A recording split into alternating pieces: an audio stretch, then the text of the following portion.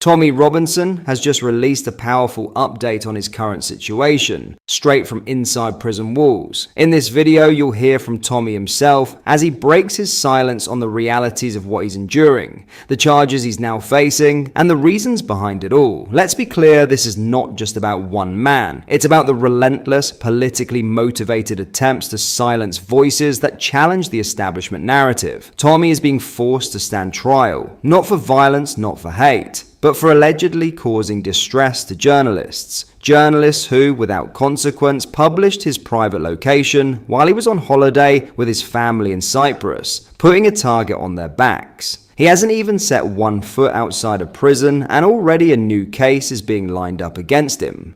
In today's video, we will have a watch, but first, hit the like button and subscribe to the channel for more. We urge you to watch this message in full. It's not just an update, it's a warning, a call to action, and a reminder of what's at stake. Have a watch. Surely the whole world can see I get released, I get a court victory, getting released, and the next day, they've had this for nearly a year, the next day they come and give me these charges.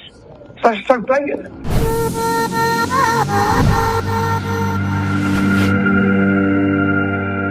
When I read online, it's just that I've caused fear of violence. And it's nothing. There's nothing there. Not even their charge. The charge says that. I'll read you. On 5th of August, 7th of August, I caused Andrew Young to fear that violence would be used against him by course of conduct. So fear of violence, that carries a 10-year sentence, yeah? And their evidence, which is just so you can put this to bed in your own mind, yeah? And I'll get a jury on this as well. Their evidence is that on the 6th of August 2024, I messaged, hey, Jay Dernhuber, get your colleague Andrew Young to call me back. You see, he published pictures of my family and gave away their location. I'm working on a news piece myself about all of you. I won't identify any innocent people or give addresses, as that's not morally right, unlike you scum. You will all be questioned on camera about how you think endangering children is okay. My homework continues.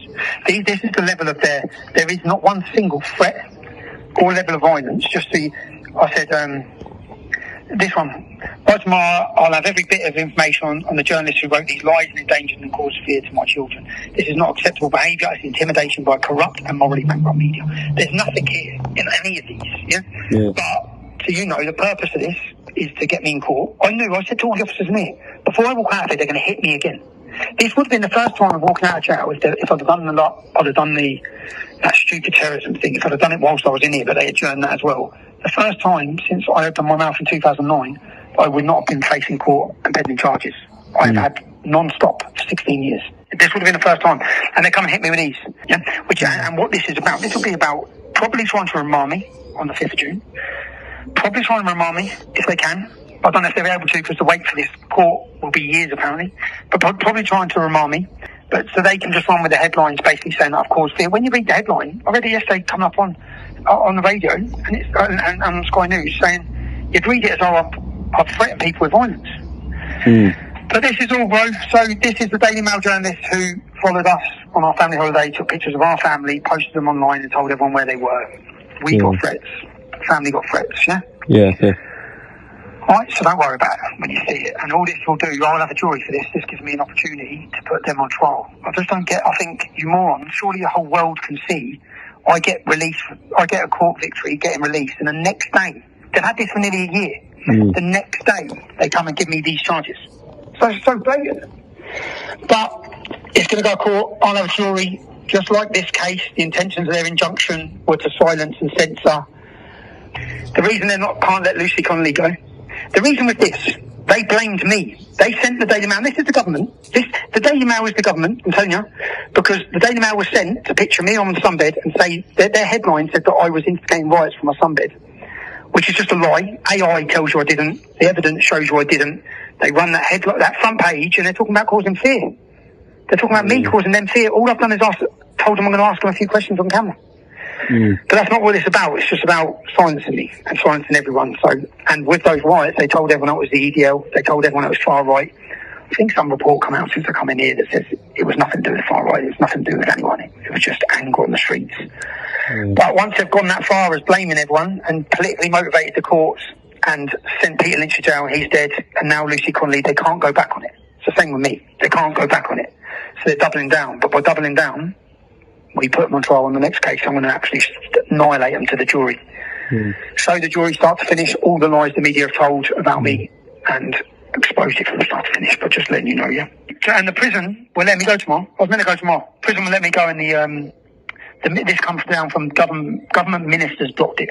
Yeah. The prison told me you're going home tomorrow. I've already been told. I've done all the paperwork, done everything to be released. Now I'll go next week.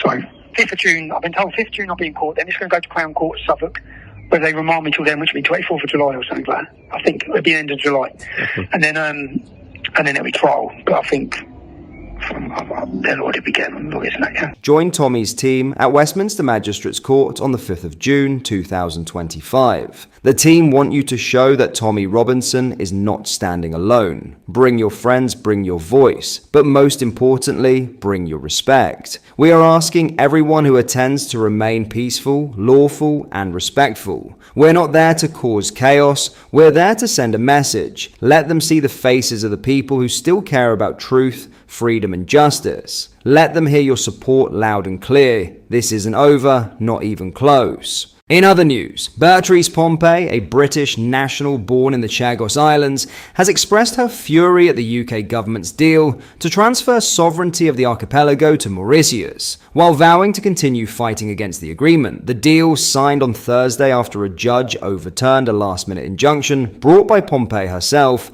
has sparked outrage among the Chagosian community, who claim they were not consulted during negotiations. Pompey's legal challenge temporarily halted the carefully choreographed signing ceremony before it was ultimately allowed to proceed. The deal will allow Britain to retain control of the strategically important US-UK airbase on Diego Garcia, the largest island of the archipelago in the Indian Ocean, under a 99-year lease. Pompey explained, "A lot of Chagosians are furious, but I'm hopeful. When I look at all the support we had yesterday from Chagosians in different countries, different parts of the UK, I am hopeful and we are going to fight this. We have hope," she added. "Since 60 years ago, since we were dumped in Mauritius, the Seychelles, and other countries that didn't want us in the first place, we were removed from our islands. The British government has been treating us as if we don't exist. The Mauritian government has been treating us as if we're not human beings as well. So why now? They say they will take care of us because of this deal. We've been trying for 6 years to get the British government to realize we are humans. We want our human rights, we want self-determination, we want to stand up for ourselves. Why are we not being looked at?" I understand that outside the court yesterday there was a huge round of applause for Richard Tice because he tore up the contract and the bill, said GB News host Martin Daubney. Tice reportedly pledged that if Reform were to form the next government, they would attempt to reverse the controversial deal. The gesture has given some Chagosians hope that a future change in government could lead to a more favourable outcome. Pompey also warned British citizens about the financial implications of the agreement, saying, "Other British people, those born in this country, should be concerned as well. Don't be shy, let's join forces, because it's going to come out of your pockets as well." Mauritian Prime Minister Navin Ramgoolam welcomed the agreement, saying, "With this agreement, we are completing the total process of decolonization. It's total recognition of our sovereignty on the Chagos, including Diego Garcia." Prime Minister Keir Starmer defended the deal, saying, "The strategic location of this base is of the utmost significance to Britain, from deploying aircraft to defeat terrorists in Iraq and Afghanistan to anticipating threats in the Red Sea and the Indo-Pacific." The multi-billion-dollar agreement includes a £3.4 billion package over the lease term, with additional annual payments of £45 million for 25 years to support Mauritian development, and a £40 million trust fund for displaced Chagosians. Starmer noted that the full rationale behind the decision remains highly classified, but suggested failure to reach a settlement could have led to legal action where Britain was likely to lose. What are your thoughts on what we discussed in today's video? Let me know down in the comment section below. If you have not yet already, make sure you do drop a like on this video and subscribe to the channel for more British content. Thank you, take care, goodbye.